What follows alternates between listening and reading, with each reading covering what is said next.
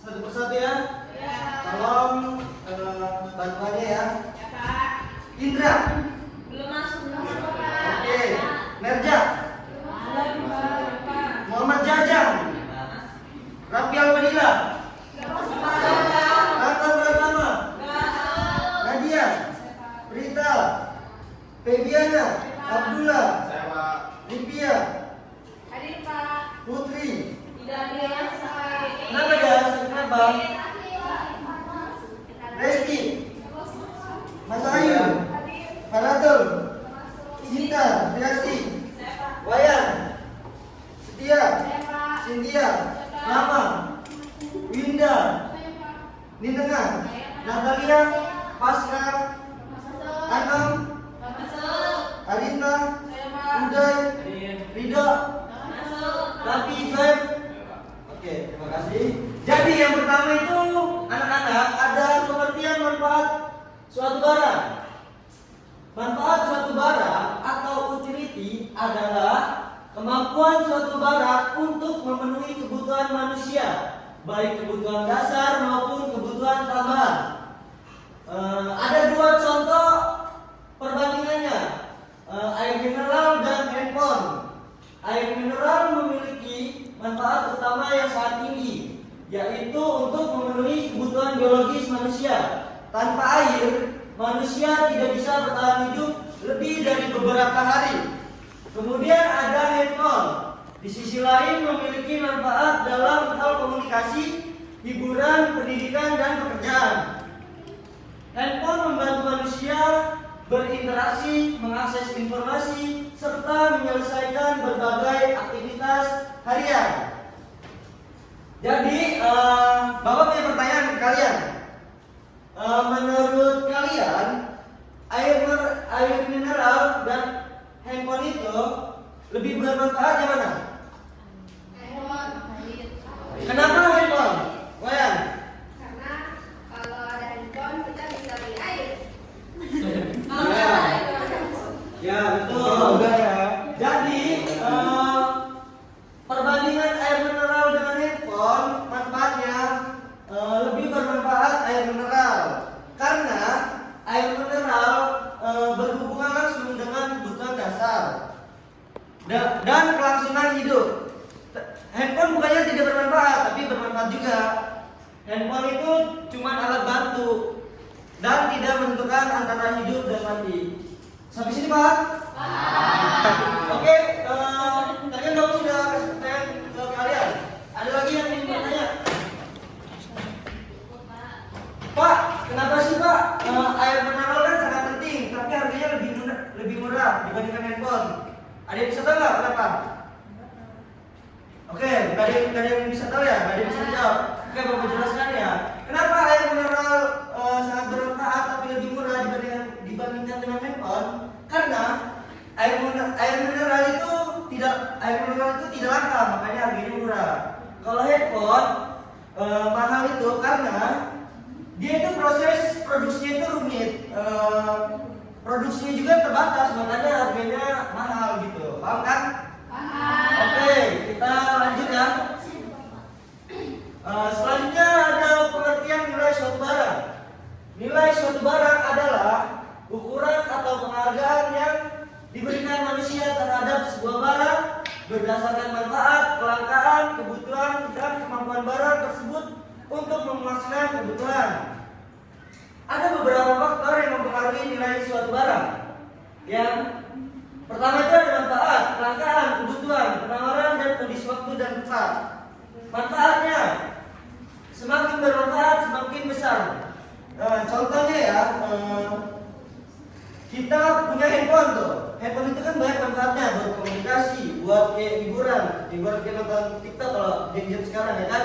Ya. Ya makanya semakin bermanfaat semakin nilai besarnya. Jadi kedua itu ada kelangkaan. Barang langka cenderung lebih bernilai karena susah didapatinnya, makanya lebih bernilai. Paham kan? Oke, lanjut ya. Kebutuhan. Barang yang dibutuhkan banyak orang nilainya meningkat. Kenapa? Ada yang bisa tahu? Oke. Jadi barang yang dibutuhkan banyak orang nilainya meningkat itu karena misalnya beras kan kita membutuhkan ya buat kita makanan sehari-hari, ya kan? Kalau kita tidak makan beras, bisa-bisa kita mati ya. Jadi semakin banyak barang yang dibutuhkan, jadi maka nilainya maka lebih bernilai. Oke. Yang keempat ada penawaran. Jika persediaannya sedikit dan permintaannya tinggi, nilai barang naik. Jadi kita memproduksi barang, kita memproduksinya itu sedikit, tapi yang meminatinya itu banyak. Maka itu kita bisa ambil kesempatan buat kita jual barang itu tinggi, karena banyak yang minati kan. Itu jadi ngerti kan? Kondisi oke dan tepat. Misalnya air lebih bernilai daripada pasir dan payung lebih bernilai saat hujan. Itu gimana sih anak-anak maksudnya? Kalau kita dan pasir itu bisa ya, maka mereka itu membutuhkan air, dan kalau kita kehujanan pasti kita butuh untuk pelindung buat hujan gitu, jadi kita butuh payung. Ya betul.